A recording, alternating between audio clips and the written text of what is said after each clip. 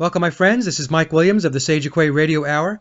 Coalition Against Geoengineering activists Michael Murphy and Jolie Diane connected with me this afternoon to bring exceptional news to the table regarding the battle to stop the ongoing geoengineering programs and to halt the legalization of geoengineering via the COP21 Paris Climate Conference currently underway in France. Jolie's perseverance to meet with both California and Washington, D.C. legislatures to explain how the COP21 climate agreement will usurp the power of state and federal lawmakers has caught the attention of many senators and representatives who are now taking the issue far more seriously than in the past. The conversation that follows is a call to action for everyone to call their senator and representative to voice their concern and position that any documents signed in Paris attempting to bind the U.S. or any state to legalize geoengineering is unacceptable. To contact Congress and speak to your congressperson, call toll-free at 1-866-220-0044 and request to speak to the person responsible for environmental and climate change issues for your lawmaker. If you are unsure of your congressperson, you can enter your zip code and be routed accordingly. We begin the conversation with Michael explaining how Jolie's efforts have opened up a door of opportunity that until now has been very elusive. And so without further ado, here's Michael Murphy and Jolie Diane. Finally, for the first time, with our call to action, Jolie had success, had the ear of legislators. And for 15 years, people have been going into our legislators' office, asking them, hey, we want you to address geoengineering or put an end to geoengineering. And they gladly said, yes, we'd be more than willing to address geoengineering. And the official statement is, it's not happening. Thank you very much, and pretty much closed the door and went on to business. Well, we're in a different season now, and Jolie's call to action was very effective. And the reason is this. Right now, we're looking at a dramatic shift in terms of policy and power in Washington, D.C. and the prospective states, and it's all related to the climate agreements that are being proposed. So right now we have COP21, and what this is, COP21, the Paris Climate Agreement, it's an attempt to create global governance. And what this will do, if it's passed, if not, we're certain that they're going to move forward with other climate agreements. What it will do, the goals of this are to create a legal binding agreement related to climate change. So what this will do, it will create a whole new government that has the ability to tax, legislate, and essentially create a carbon dictatorship. And within that dictatorship, what it does, it removes our ability to take both legislative and legal action. But the interest of this to many of our legislators, and Jolie will give more details, it removes our legislators' power and their abilities, assuming this passes. What the goals are anyways are to remove our legislators' power and ability to legislate related to climate change and a number of other issues due to this. So it will completely circumvent our Constitution, the way that we live. And again, it's taxation without representation. This is a climate dictatorship. And again, for the first time, because geoengineering is not included in climate models, geoengineering programs are designed to change the temperature of our planet.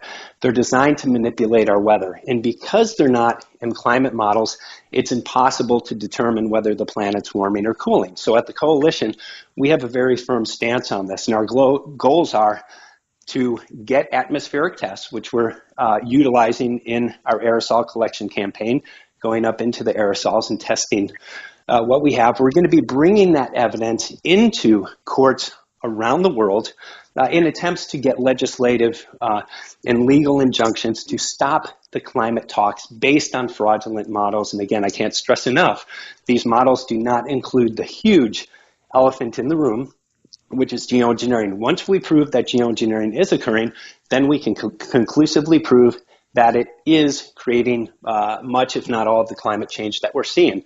And this will give us legal leverage around the world. And again, we're not looking at one region. We're looking at regions around the world. And I don't have 100% faith in our court system. However, I do realize that as we expand this program, we will have success. But the key to stopping geoengineering right now is stopping legislation. And the reason is this, and I realize I'm throwing a lot at you. The climate agreements, if passed, which if not passed here in Paris, you better believe they're moving forward. These are the goals and objectives. Will create the structure to legalize geoengineering programs without our input and without the input of our legislators. And this has tremendous implications. And again, this is a newly formed government. It's an unelected body which will be able to mandate whatever they want without our input, without the input of our legislators. And this is the key issue, I believe, to getting geoengineering stopped. Because what it does, it throws a stick in the spokes of this machine. And geoengineering, again, is the key. Once you state, as long as we're finding geoengineering components in the atmosphere, you cannot move forward with your multi-trillion-dollar industry. This has tremendous political and corporate and economic implications. And I believe that this is the most effective way, without question, to stop geoengineering. If we ignore the climate agreements and allow this unelected body to create this dictatorship, I believe that it will remove our ability to take legal and legislative actions.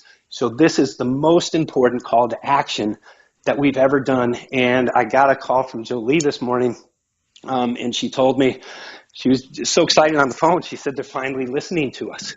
And this is, again, after just years of banging on our legislators' doors and essentially getting the same answer, just no action, nothing. Now they have an interest. No legislator wants to remove their power or have their power taken from them. And they don't want to have their ability to legislate and represent their constituents removed from them. And again, the key to this whole thing is geoengineering and how it relates to the Paris Climate Agreement. So I think I've said enough. I'm excited to learn more from Jolie.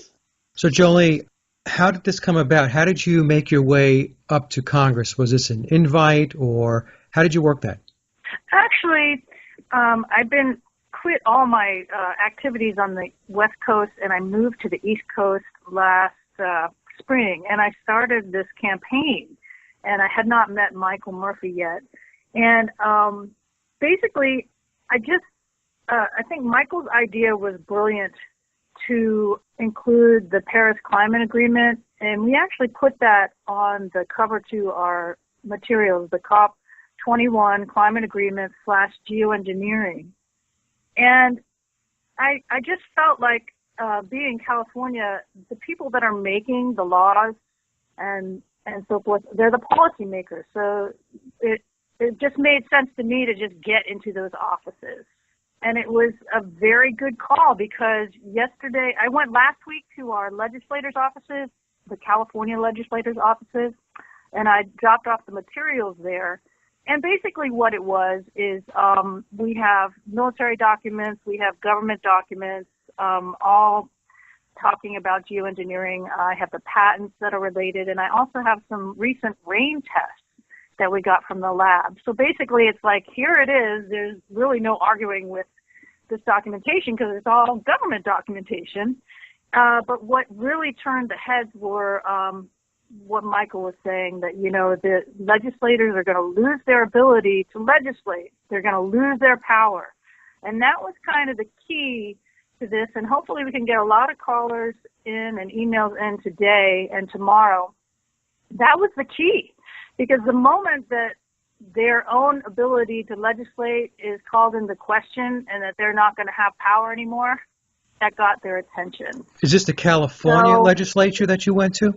Last week I went to the California legislators, and yesterday I was at the senators' offices. So I got to 85 offices, plus I got to a couple of environmental committees and agricultural committees, and so that was all 50 states, but I didn't get to both senators in each state.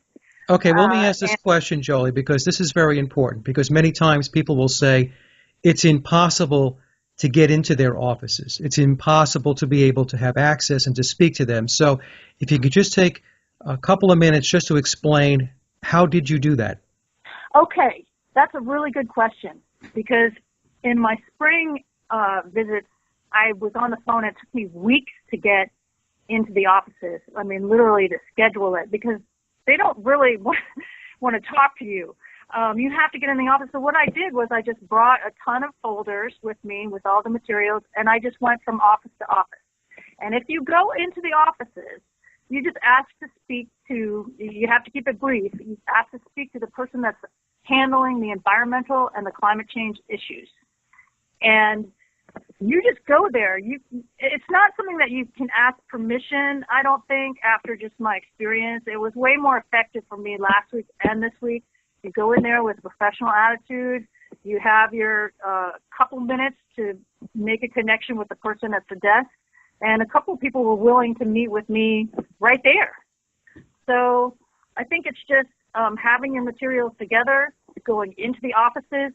Sometimes you can call on the phone and say, I'd like to set up a meeting with so-and-so from the whoever's handling climate and environment in the office, and they will connect you to that person. But it could take weeks to get in the office. So that's true. They don't make it easy. So you just took the bull by the horns and you just went down, and in the hopes that you were going to be able to connect with as many people as you can possibly connect with. Yes.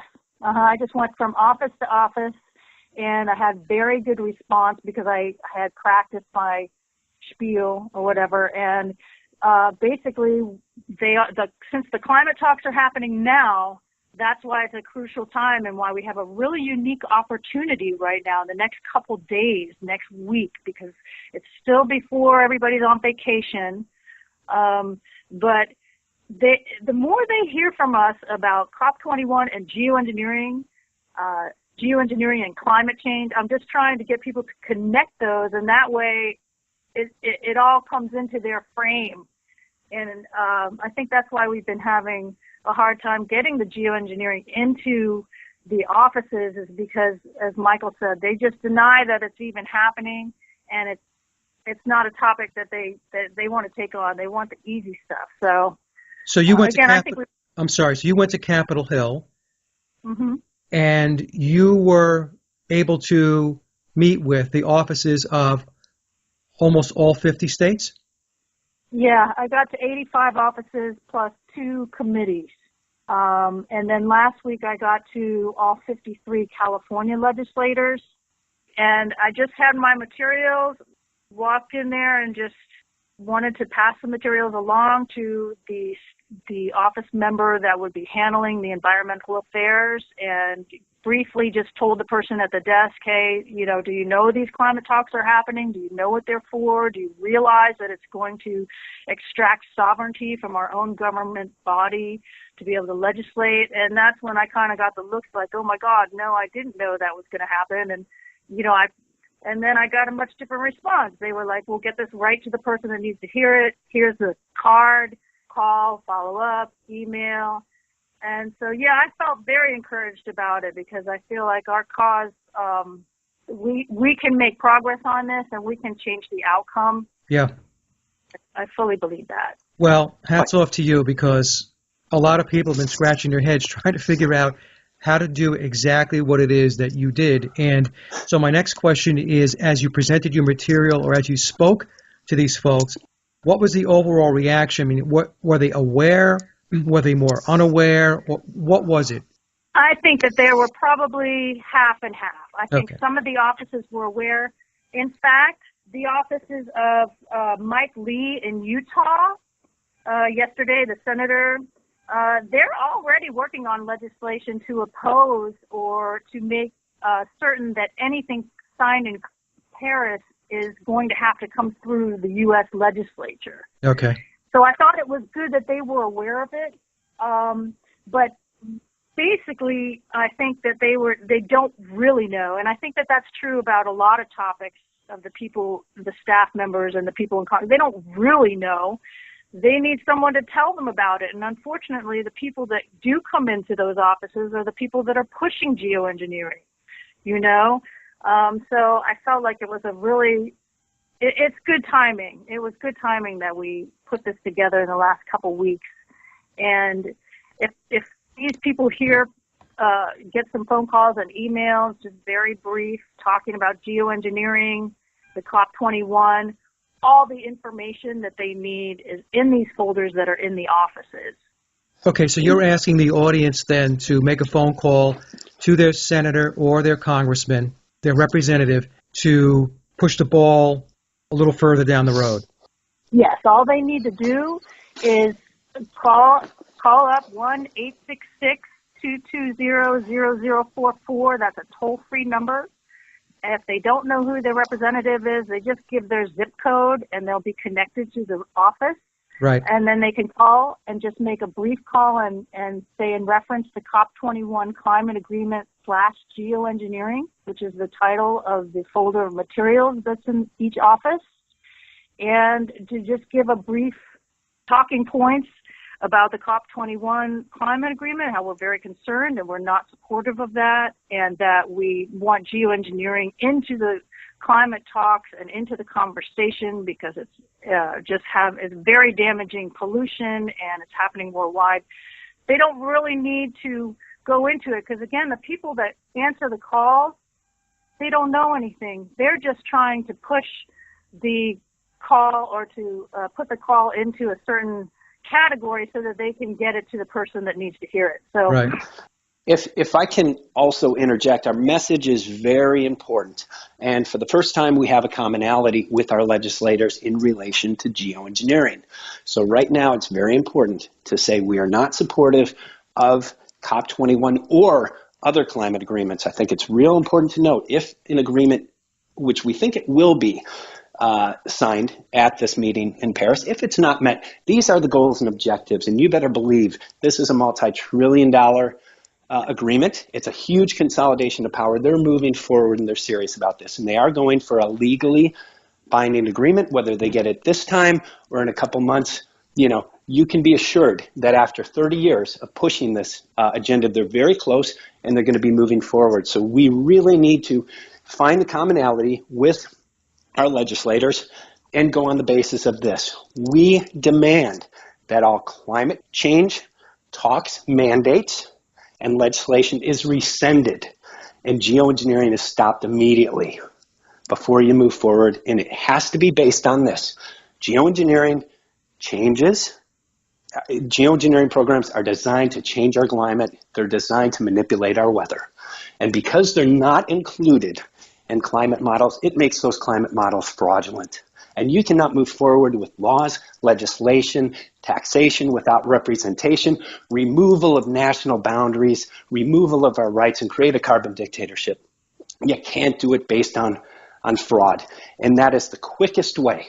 And if we stop these climate talks based on fraud, which we can, then we can demand that geoengineering program stop. And if there is global warming, if there is global cooling, that will show itself once geoengineering is stopped. But until we have these particles, these substances, and we're testing positive for this, you cannot move forward. And that is the key. This is how we stop a multi-trillion-dollar industry. This is how we stop the most powerful forces on the planet. For the first time, we have the solution, and I cannot stress this. And we have to move quickly with this message because they're moving very quickly. But we do have the power and ability to stop this, Mike. And I'm overly ecstatic. I've been working at this every day for the past 5 years, or almost every day for the past 5 years. And while we were bringing forth information, I really didn't have guidance in terms of how to stop this. Now I'm seeing it very clearly. And we have the right ingredients to stop this, and that is how important it is. Yeah, no, this is unbelievable. The timing is colossal. And Jolie, just to go back to you for a second. So how did you formulate this? How did you bring it together? Was this a plan that you had put together to strategize, to make these trips? Or, I mean, was it something that was in the works for a while? Or did you essentially say, hey, you know what? I'm just going to go up there and I'm going to give it my best shot and I'm going to see what I can do? Yes, all of the above. As I said, last year, I've been documenting this stuff since 2006, and I had been trying to call my legislators. I called Boxer and Feinstein, Woolsey, now it's Huffman. And last year, just seeing the effect on the trees and the nature that I loved in California, and, people in California were sick of hearing it from me. I was going on and on about it. So I decided the best thing that I could do was come to the East Coast. I have family here, and get into those offices. And to me, that just seemed like really the most important thing that I could do. So I've been lucky enough to connect with Michael and to connect with a lot of different activists that kind of guided me. Rosalind Peterson was one of them who gave me a lot of documents that really hold water and are argue with them. And so I was not even going to take no for an answer. I just kind of got the documents together and collaborated with Michael in terms of the wording, which I agree is really, really important, because you got to go and build relationships in there. And then I just got the materials together, and I felt really confident about it. And I was just going in there. I wasn't even going to give it another thought. I grew up on the East Coast here in the DC area, so I'm familiar with how politics kind of works, the military. So I think that was beneficial too. But I'm just grateful that I was able to connect with Michael, because I think that, and the coalition, I think that this action can mushroom and become much bigger than anything that any of us could do by ourselves. So I think that that's one of the things that I'm just going to keep being grateful for, because, it's been a lot of work. Well, I can't tell you, Jolie, how very, very important this is. It's very, very important what you did. And what I'd like you to do is to give the number again so that we can get it out to the audience so they can start making the phone calls to get their representatives and their senators to move on this. Perfect. Yes, it's 1-866-220-0044. And when you call in, if you don't know who your representative is or you don't know who your senator is, then you just give your zip code to the phone operator and they will connect you. And then just keep your calls brief. And Michael gave the right talking points a little bit earlier. And just make those emails. And I think the more people that hear about geoengineering in those offices of Congress, the better. So when they call, Jolie, is there a specific topic that they are to say up front to make sure that they get directed properly? Yes. When they reach their senator or their representative's office, right, they need to say that this is in reference to COP21 climate agreement / geoengineering. Okay. That's the title of our packet of materials that we dropped off. And inside, and then they want to make sure to connect with the person in the office who is working on environmental issues and climate change. And then they'll get directed to the right staff member, because no one wants to call and waste their time telling the secretary who doesn't know anything or have any opinions. She or he is just taking down the info. So that's the best way. And, just thank you from the bottom of my heart for everyone that's doing work on this. Well, thank you. Michael, what do you have anything to add? I would just say Jolie is right on. I mean, in terms of how to address this, COP21 in relation to geoengineering, boom, we get, because every office, every legislator has an interest in COP21 and climate change. This is an issue that's on the table, and many are unaware that geoengineering is the key to addressing this and is very much interrelated. So for the first time in the history of this movement, we now have a way to partner with our legislators, with our senators, with our local reps, and even with our reps at the local level. These climate agreements have no boundaries. Again, this is circumventing municipalities, state law, constitutions, and that's what the goal is on a legally binding agreement. And I can't stress the importance. Let's say if a week passes, we come out, there was no climate agreement met, which I don't think will happen, but occasionally we're incorrect about this. This train is moving forward, and they have objectives to make this legally binding. This is global governance.